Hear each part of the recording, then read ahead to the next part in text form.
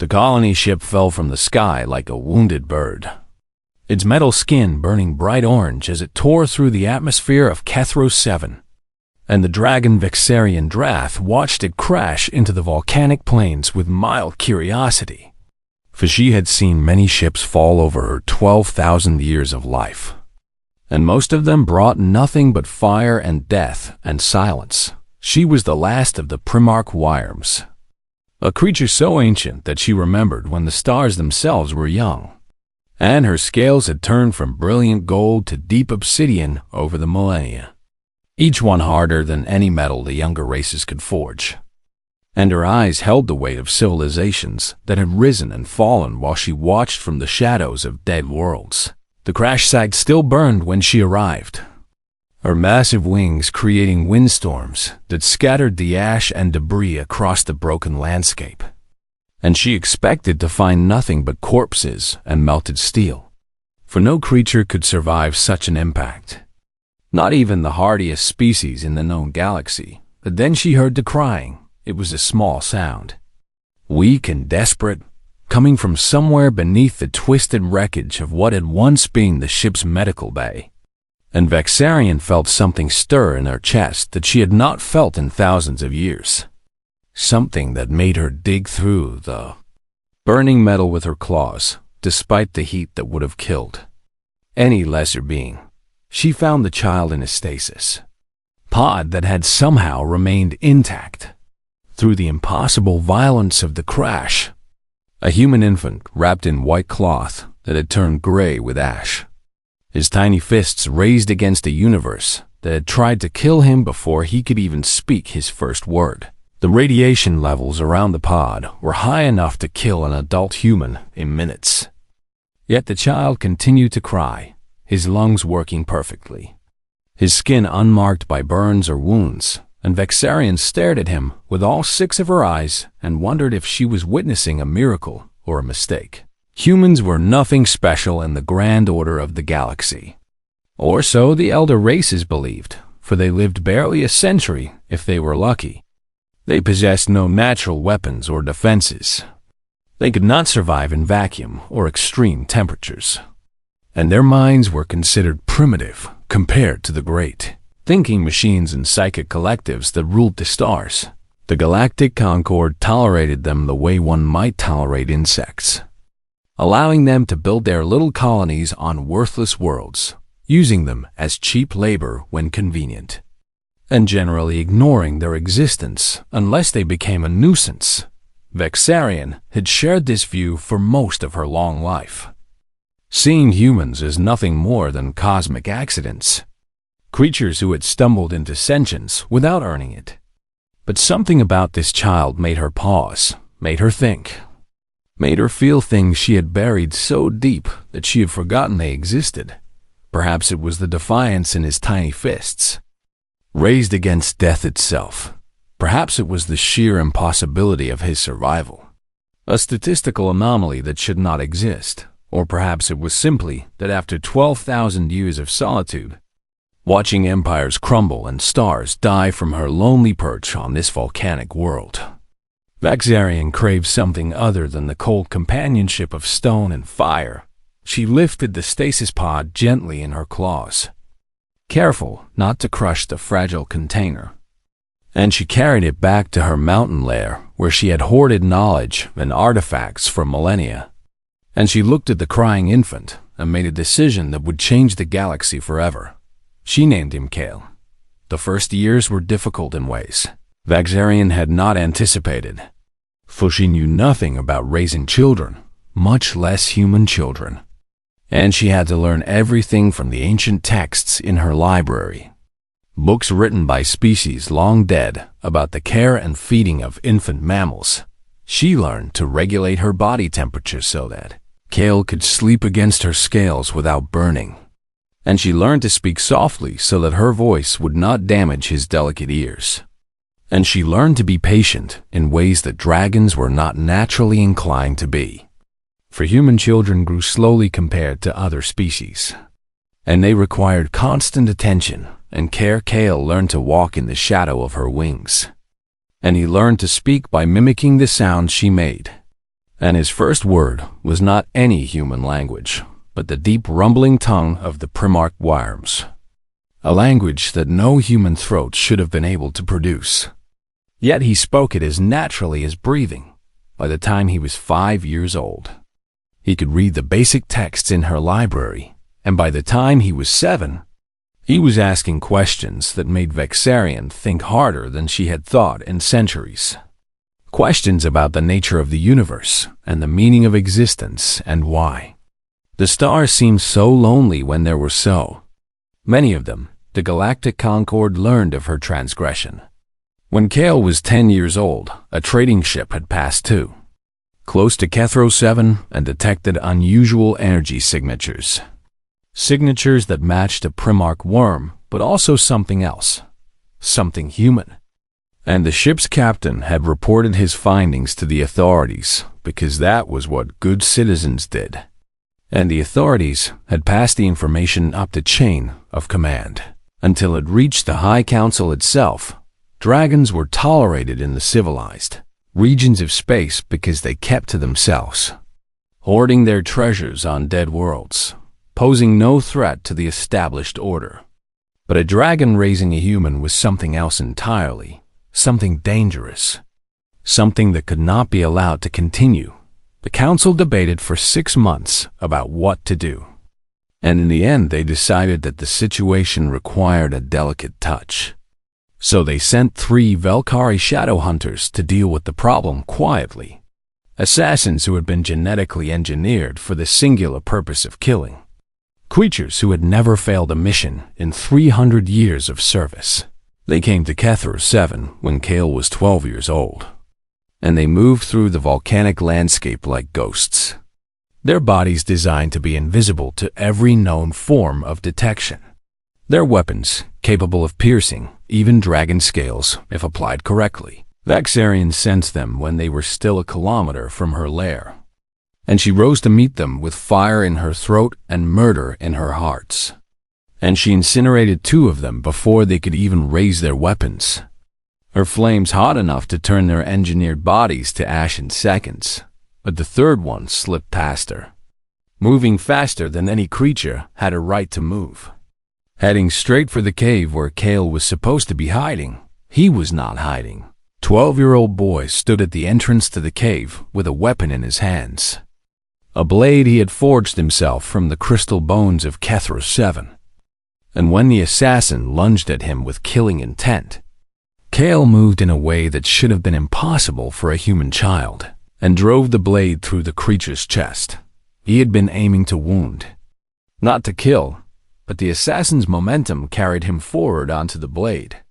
And Kale felt the life leave the creature's body, felt the moment when existence became absence, and something inside him broke. He wept for hours afterward, sitting beside the body of the creature that had come to murder him. And Vexarian watched him with a mixture of pride and sorrow and something else she could not name. "Why do you cry?" she asked him finally, her voice as gentle as a dragon's voice could be. "Because he was afraid," Kale said through his tears. At the end I saw it in his eyes, and he was just following orders, and he did not want to die. Vexarian wrapped a wing around her son and pulled him close. And she understood then that she had underestimated humans entirely, not because of his skill with the blade, though that was remarkable, but because of his grief, because he mourned the creature that had come to murder him. And no dragon would have ever done the same.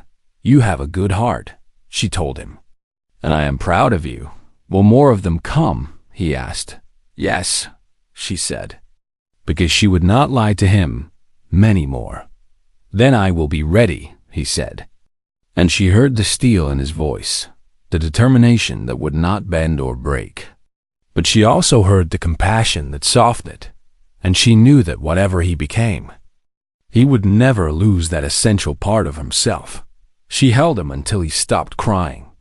And then she began to teach him in earnest, for if the galaxy wanted a war, then she would give them something they had never faced before. She would give them a human raised by a dragon. The years that followed were years of learning and growing and becoming something that the galaxy had never seen before. And Kale threw himself into his studies with a hunger that surprised even Vessarion, who had watched civilizations rise and fall and thought she understood the limits of mortal ambition.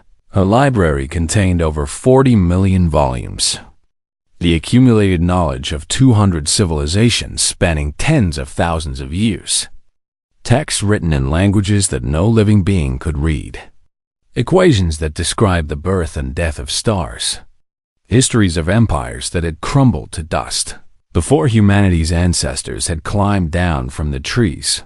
By the time Kale was 15, he'd read a third of them.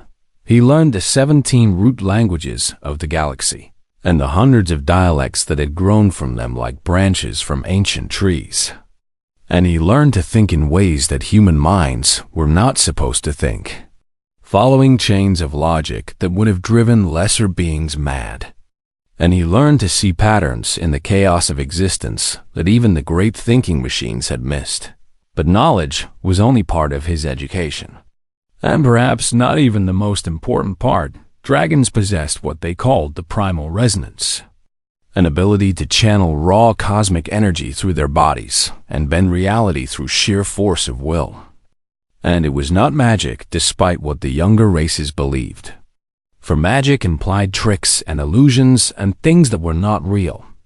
And the resonance was the most real thing in the universe. It was an understanding so complete that the universe itself responded to it. A conversation between consciousness and creation that allowed those who mastered it to do things that seemed impossible to outside observers. No non-dragon had ever learned the resonance in all the long history of the cosmos. The assumption across the galaxy was that it required a draconic nervous system, with its 17 separate brain clusters and its ability to process information across multiple dimensions simultaneously. And it required thousands of years of meditation to even begin understanding the basic principles. And it required a lifespan measured in eons to have any hope of mastery. Kale learned the basics in 6 months. Vessarion remembered the day clearly, for it was the day she realized that everything she thought she knew about humans was wrong. And she had been watching him practice the breathing exercises she had taught him, the ones that were supposed to take decades to master. When she felt the first stirring of energy around him, "That is impossible," she said, as she watched him lift a boulder the size of a small starship with nothing but his will, the massive rock floating in the air as easily as a leaf on the wind. "You keep saying that." Kale grinned at her with the confidence of youth. "But maybe humans are just good at impossible things." She did not tell him what she was thinking in that moment, did not share the fear that had begun to grow in her ancient hearts. For what she witnessed was not simply impressive, but terrifying in its implications. Humans had always been dismissed as evolutionary accidents, a species that had stumbled into sentience without the cosmic heritage of the elder races, creatures who would live their brief lives and die without ever touching the greater mysteries of existence. But what if that assumption was wrong? What if humans were not accidents at all, but something far more dangerous? A species whose potential had never been tested because no one had ever bothered to teach them. Seeds planted in barren soil that had never been given the water and sunlight they needed to grow. Kale was growing now. And Vessarion did not know what he would become when he finished. The assassins continued to come as the years passed. For the Concord had long memories and longer grudges, and they sent increasingly dangerous agents to deal with the problem of the dragon and her human son.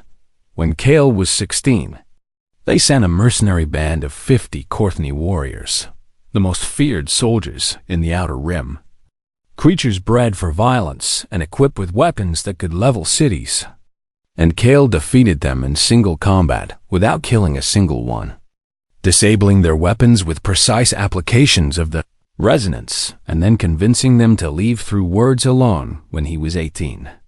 They sent a rogue AI construct called the Crimson Algorithm, a digital entity that had been created to wage information warfare and had gone rogue centuries ago. existing now only to hunt and destroy whatever targets offered the greatest challenge.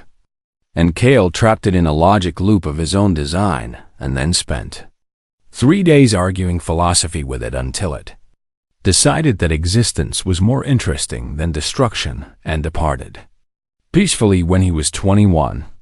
They sent a crystalline arbiter, a being of pure mathematical consciousness that existed outside normal spacetime, a creature that could not be harmed by physical means because it had no physical form. And Kale met it on a plane of pure thought and defeated it in a battle of wills that lasted 7 seconds in real time and 7 years in the strange spaces between dimensions. Each time, he grew stronger. Each time, he learned something new about his own capabilities, and each time, he offered his enemies the chance to walk away. Most did not take it, but some did. And those who survived carried stories back to the wider galaxy. Stories about the human who could do impossible things. The child of a dragon who fought with compassion as much as strength. "You are too merciful," Vexarian told him one evening as they watched the binary suns of Kethro 7 sink beneath the ash plains, painting the sky in shades of crimson and gold that no artist could ever capture. "You raised me," Kale replied without looking at her, his eyes fixed on the dying light of day. "Is mercy not part of who we are?" "I am a dragon," she said, "and we are not known for mercy." "Then maybe that is what I am here to teach you." Vexarian laughed at that, a sound like tectonic plates shifting deep beneath the earth. And for a moment she allowed herself to believe that everything would be fine, that the galaxy would leave them alone, that she could spend the remaining centuries of her life watching this remarkable young man grow into whatever he was meant to become. She was wrong. But she did not know it yet. Kale spent his 25th year studying the histories of humanity, the species he had come from but never truly known. And what he found in those ancient texts changed something fundamental in his understanding of himself. Humans were everywhere in the galaxy, scattered across thousands of worlds. But they had no empire of their own, no seat on the Concord, no voice in the affairs of civilizations. And the reason for this was simple enough to understand once you looked at the patterns every time humans had begun to rise. Every time they had started to build something that might challenge the established order, something had happened to stop them. A plague or a war or a catastrophe that seemed natural but always occurred at exactly the right moment to keep them down. The elder races feared them. Kale realized, not because of what they were, but because of what they might become. "Why did you save me?" he asked Vexarian one night, sitting beside her in the great hall where she kept her most precious artifacts, surrounded by treasures that would make emperors weep with envy. "I do not know," she admitted. "I have asked myself that question many times. I have never found an answer that satisfies me. Do you regret it?" She turned her great head to look at him, all 6 of her eyes focusing on his face with an intensity that would have terrified anyone who did not know her as he did. "I regret many things," she said. "I have lived for 12,000 years, and I have made more mistakes than you could count in a lifetime. But saving you is not one of them, and it never will be. I love you," he said, the words coming easily despite how heavy they were. "You know that, right?" "I know," she said. And she wrapped a wing around him the way she had when he was small, when the nightmares came and he needed to feel safe. "I love you too, my son." They sat together in comfortable silence as the night deepened around them, neither of them knowing that these peaceful moments were numbered, that forces were gathering in the darkness between stars that would soon descend upon them with all the fury of a galaxy that had decided it, had been patient long enough. The Concord was done sending assassins. This time, they would send an armada. The ships began arriving in the system 3 days before the deadline, emerging from faster-than-light travel in precise formations that spoke of military discipline perfected over centuries of conquest. And Kale watched them through the observation crystals, that Vexarian had placed across Kethros the 7,000s of years ago. 400 warships from the Volcari hegemony. Sleek predators designed for nothing but destruction. Their hulls bristling with weapons capable of reducing continents to glass. 2,000 drone carriers from the Synthetic Collective, each one containing millions of autonomous killing machines that could swarm a planet and strip it of all life in hours. A dozen void leviathans. Biological weapons the size of small moons. Creatures that had been bred in the dark spaces between galaxies for the singular purpose of annihilating planetary surfaces. Their massive bodies pulsing with energies that made the stars themselves seem dim, and at the head of this armada, aboard a command ship larger than most cities, sat High Arbiter Thalos Vorn, the architect of 17 successful genocides, the strategist who had never known defeat, the creature that the Concord sent when they wanted something not just killed, but erased from existence.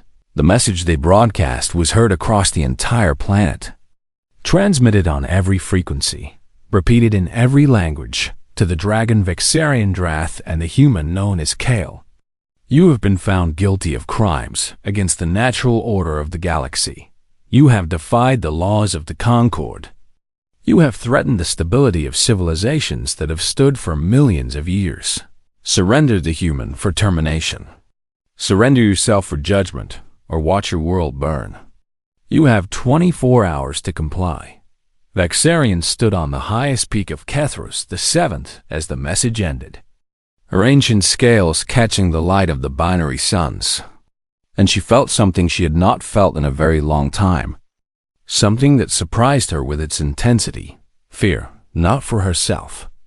For she was old, and she had lived a full life, and death held no terror for her. But fear for Kale, for the boy she had raised, for the son she had never expected to have, for the young man who stood beside her now with a calmness in his eyes that made her hearts ache. "You should run," she said without looking at him, her voice barely above a whisper despite the wind that howled around them. "I can hold them long enough for you to reach the dark space lanes. There are places beyond the rim where even the Concord cannot follow. Worlds where you could live out your life in peace. No. Kale, please listen to me." I said no. He turned to face her, and she saw something in his eyes that she had never seen before. Not fear, not anger, something deeper, something that burned with a light that reminded her of the stars themselves. "You raised me, Mother. You gave me everything. Did you think I would abandon you at the end?" The word hit her like a physical blow, like a comet striking a planet. Like the death of a son, Mother. In 12,000 years of existence, she had been called many things. Worm and monster, and goddess and demon, and 1,000 other names in 1,000 other languages. But never that. Never Mother. Never the word that meant family and love and belonging and all the things she had told herself she did not need. "They will kill you," she whispered. And her voice cracked in ways she had not known it could. "Maybe." Kale smiled. And it was the smile of someone who had made peace with the universe, who had looked into the face of death and found it less frightening than the thought of abandoning the ones he loved. "But they will remember me. They will remember us. And sometimes that is enough. It is not enough for me," she said. And she felt tears forming in her eyes for the first time in millennia. Tears that hissed and steamed against her burning scales. "I cannot lose you. I did not know that I could love anything until I loved you. And I cannot go back to what I was before." Kale reached out and placed his hand against her snout, his skin warm against her scales. And he looked at her with eyes that held no fear, no regret. Nothing but love so pure that it seemed to glow in the gathering darkness. "You will not lose me," he said.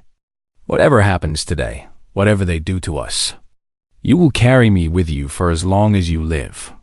And I will carry you. That is what family means.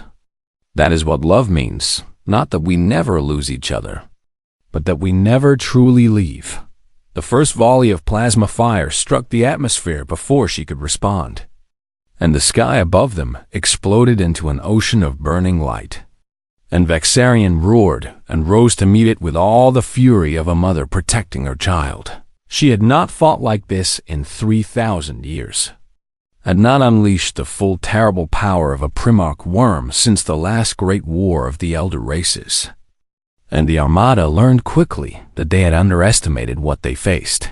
Her flames were hot enough to melt starship hulls from kilometers away, turning the first wave of attack drones into clouds of molten metal that rained down upon the volcanic plains like burning tears.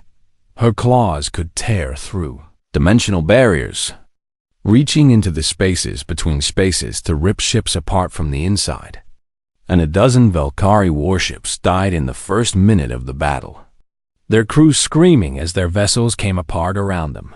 She moved through the sky like a force of nature, like a storm made flesh, and for a moment it seemed like she might actually win, might actually drive back the Armada through sheer overwhelming power, but there were too many of them.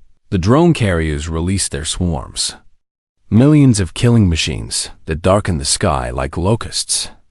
And though she destroyed thousands of them with every breath, thousands more took their place. The void leviathans began their descent toward the planet, their massive bodies blocking out the light of the suns. And their presence alone was enough to make the ground shake and the mountains tremble, and the warships kept firing. An endless barrage of plasma and missiles and kinetic rounds that filled the air with death. And even a dragon could not dodge everything forever. The first wound opened on her flank when she had been fighting for an hour. A missile that slipped through her defenses and detonated against her ancient scales. And she felt the pain like fire spreading through her body. The second wound came minutes later. Then the third, then the fourth, and Cale watched from the ground as his mother bled for him, as she fought against impossible odds with a ferocity that made the stars themselves seem dim. He had been preparing since the Armada appeared on long-range sensors. Not for battle, because he knew he could not match Vexarian's raw destructive power, but for something else, something that he did not fully understand, something that called to him from deep within his own consciousness. The primal resonance was not only about destruction. Vexarian had taught him that from the beginning, it was about understanding, connection, the ability to speak to the universe and be answered. And Cale had been asking the universe a question for 27 years. What am I? As he watched his mother falter, as he saw the blood streaming from her wounds and the light dimming in her eyes, as he felt the cold certainty that she was going to die protecting him. Something inside him broke open like an egg that had been waiting to hatch. The universe answered his question, and Cale began to understand what he truly was. The universe spoke to Cale in voices that had been silent since the first stars burned themselves into existence. Voices that carried truth so old that even the dragons had forgotten them. And in the space between one heartbeat and the next, he learned everything that mattered about what humanity really was. They were not accidents. They were not evolutionary afterthoughts stumbling through a cosmos they could never hope to understand. They were seeds, long ago, before the elder races had risen from their homeworlds, before the dragons had claimed the stars as their domain, before the Concord had been even a dream in the minds of ambitious beings.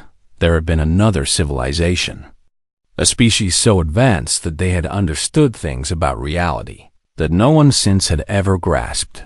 They had called themselves the Architects, though that was only a rough translation of a name that existed in dimensions beyond the three that most beings could perceive. And they had watched the universe with eyes that saw not just what was, but what could be. They had seen the future, or at least the shape of it, the way a gardener might look at barren soil and see the forest that would one day grow there. And they had understood that the cosmos was stagnating, that the elder races had reached their limits, that without intervention, all intelligent life would eventually fade into the darkness between galaxies. So they had planted seeds. Humans were designed to be empty vessels, Creatures with almost no natural advantages. No claws or scales or psychic powers or engineered perfection. Because the architects had understood something that the elder races never had. Potential was more dangerous than power. The elder races had reached their peaks millennia ago. Had become everything they would ever be. Powerful, yes, but static, unchanging. Unable to grow beyond the limits of their biology and their history. Humans were designed to become, given the right conditions. The right knowledge, the right love, a human could become anything. Could transcend limits that other species could not even perceive. Could grow in ways that would terrify beings who had forgotten what growth felt like. Kale had been given those conditions. Raised by a dragon who loved him unconditionally. Taught secrets that no human had ever learned. Challenged by enemies who forced him to grow stronger with every encounter. He had become something that had not existed since the architects had vanished from the universe. He had become a seed that had finally bloomed. The energy that surrounded him now was visible to every sensor in the Armada. A sphere of light that seemed to contain entire galaxies within its depths. And the readings exceeded every theoretical maximum that had ever been calculated by any species. High. Arbiter Thalos Vorn stared at the data on his screens and felt something he had never felt before in his long career of ending. Civilization's uncertainty. What is happening? He demanded. His voice sharp with an edge that his officers had never heard. What is that energy signature? Explain it to me now. His chief scientist, a Valkyrie who had devoted 3 centuries to studying exotic phenomena, shook her head slowly. Her scales pale with something that might have been fear. I cannot explain it, High Arbiter. The readings do not correspond to anything in our databases. They do not correspond to anything that should be possible, according to our understanding of physics. That human is generating more energy than a medium-sized star. Then destroy him, Vorn ordered. All vessels concentrate fire on the human, everything we have. I want him erased from existence. 400 warships adjusted their targeting systems. 2,000 drone carriers redirected their swarms. A dozen void leviathans focused their terrible attention on the small figure standing on the surface of Kethros 7, and then they fired. The combined energy output of the entire armada converged on a single point. Enough firepower to crack a planet's crust, to boil oceans, to reduce mountains to vapor. And it struck Kale directly, engulfing him completely in a storm of destruction that seemed to have no end. The barrage continued for 30 seconds, an eternity in combat time. And when it finally stopped, the officers aboard Vorn's command ship held their breath as they waited for the sensors to clear. Kale stood exactly where he had been, standing before untouched, unhurt, smiling. That is impossible, Vorn whispered, the words escaping his lips before he could stop them. Nothing can survive that. Nothing has ever survived that. Kale rose from the surface of the planet, his body lifting into the void of space without any visible means of propulsion, without any protection, without any technology at all. And his form had changed in ways that made it hard to look at directly. His skin had become translucent, filled with light that seemed to contain entire galaxies. And when he moved, reality rippled around him like water disturbed by a stone. And he spoke in a voice that carried through the vacuum of space, heard by every being on every ship in the Armada. You came here to destroy my mother. The words carried no anger, no hatred, nothing but a calm certainty that was somehow more terrifying than rage would have been. You came here because you were afraid of what I might become. He raised one hand, a simple gesture that should have meant nothing. And the void leviathan screamed, if creatures that size could be said to scream. Sounds that resonated through dimensions that most beings could not perceive. And then they fled, the most terrible biological weapons in the galaxy. Creatures that had devoured civilizations, turned and ran from Kale, like prey fleeing a predator too vast to comprehend. Their primitive minds overwhelmed by what they sensed in him. Your fear was justified. The Xarian had stopped fighting, her wounded body hovering in the space above Kethru's 7, and she watched her son with all 6 of her ancient eyes. And for the first time in 12,000 years, she understood what it meant to witness a miracle. This was what humans could become. This was what the elder races had spent millions of years trying to prevent. This was why they had kept humanity scattered and weak and ignorant. Why they had crushed every human civilization before it could rise. Why they had feared these fragile, short-lived creatures more than they feared the dragons themselves, because humans were not limited by what they were. Humans were limited only by what they could imagine becoming. And Kale, raised by a dragon, loved unconditionally, taught the secrets of the cosmos, had imagined something that the universe itself had been waiting for. He had imagined becoming everything. The Armada hung in space. 400 warships and 2,000 drone carriers, crewed by beings who had come here expecting an easy victory, expecting to crush a single dragon and her pet human. And now they faced something that their weapons could not touch, something that their minds could barely comprehend. Talos Vorn gripped the arms of his command chair and made a decision that went against everything he had ever believed, everything he had ever done, everything he was. All vessels, he said, his voice steady despite the terror that clawed at his hearts. Prepare for full withdrawal, High Arbiter, one of his officers protested. We cannot simply retreat. The Concord will. The Concord can judge me later, Vorn interrupted. Assuming any of us survive the next few minutes, begin the withdrawal now.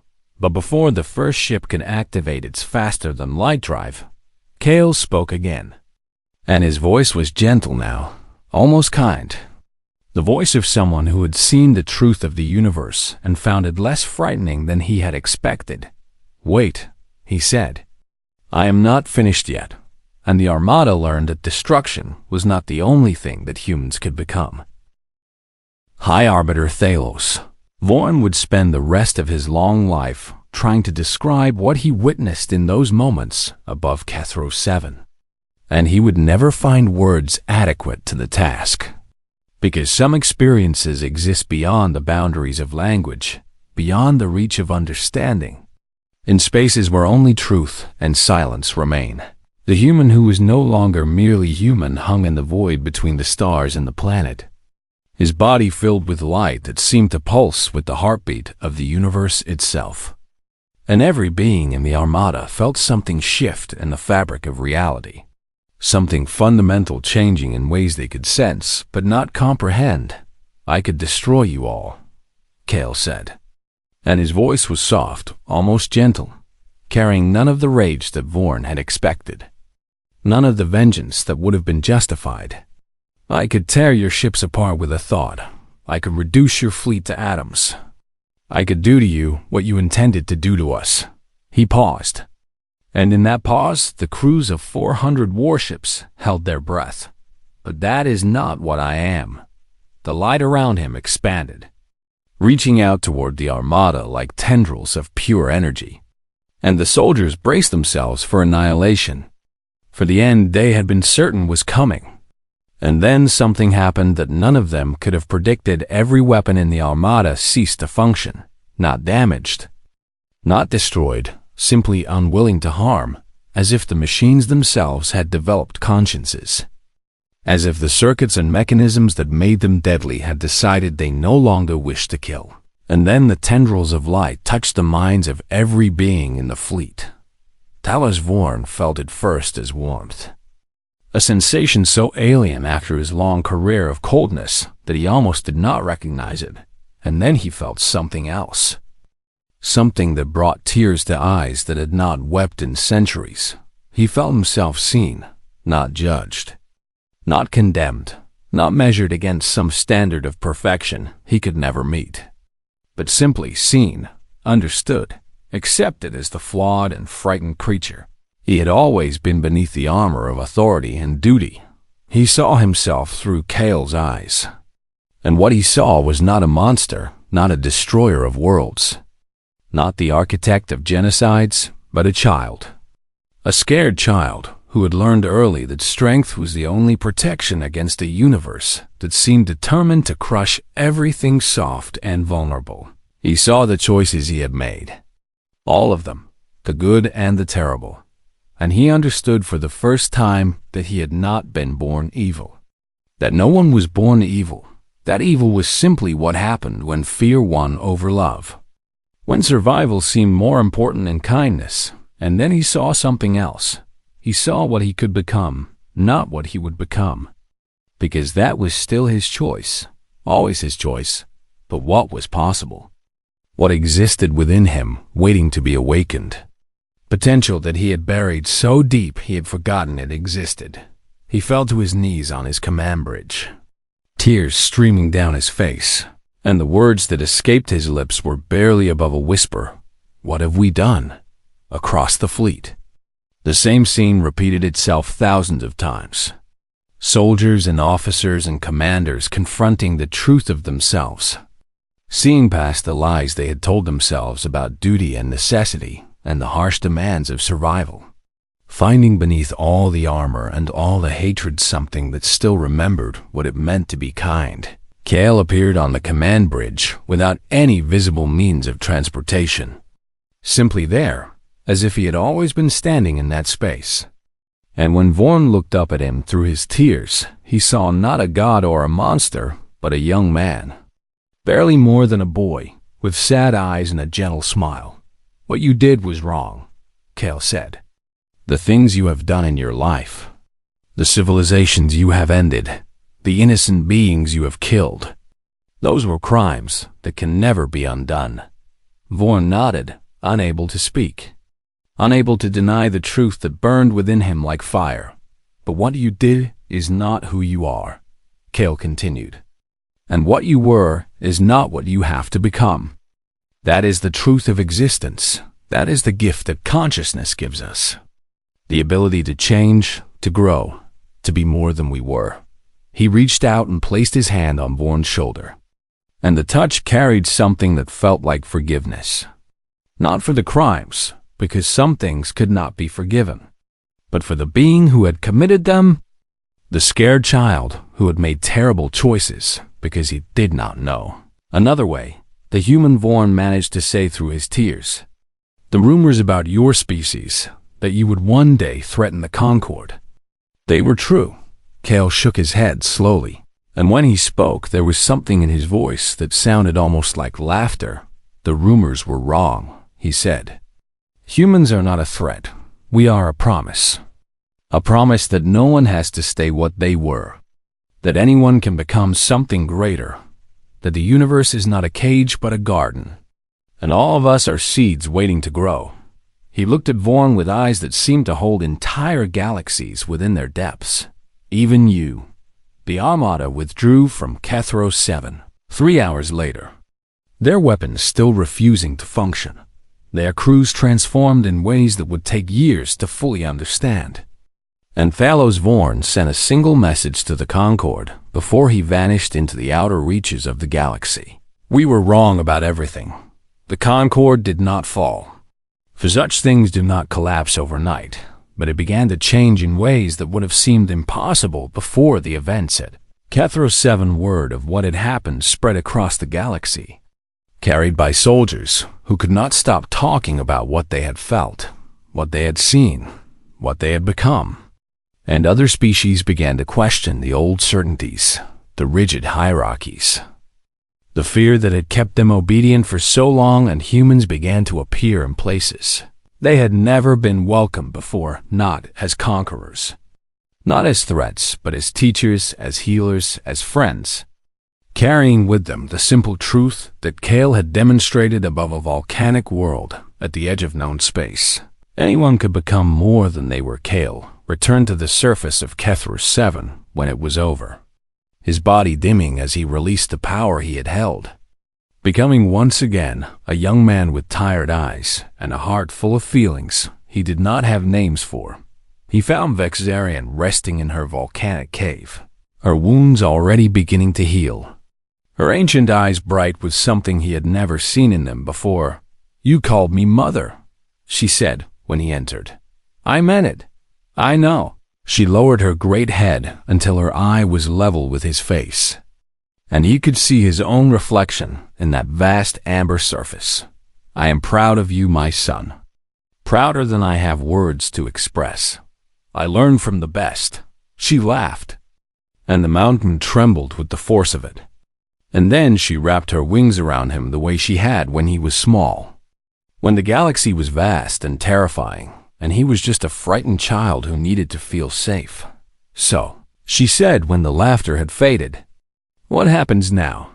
Kale leaned against her warm scales and looked up at the stars through the mouth of the cave. The same stars that had once seemed so vast and uncaring, now filled with possibility, with hope, with futures that had not been written yet. "Now we find out what else humans can become," he said. Vexarian held him close and said nothing. Content for the first time in 12,000 years.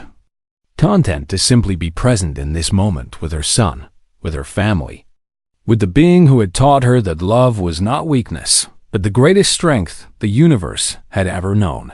Above them, the stars continued their eternal dance, indifferent to the small dramas of mortal beings, but somehow seeming brighter than before, as if the universe itself was pleased with what had happened, as if creation was smiling at the thought of all the becoming yet to come. And in the darkness between galaxies, in the spaces where even light fears to travel, something ancient stirred and opened eyes that had been closed since before the first stars burned. And it whispered a single word that carried across dimensions and through time itself. Finally, the architects had planted their seeds well, and humanity was only beginning to bloom the end.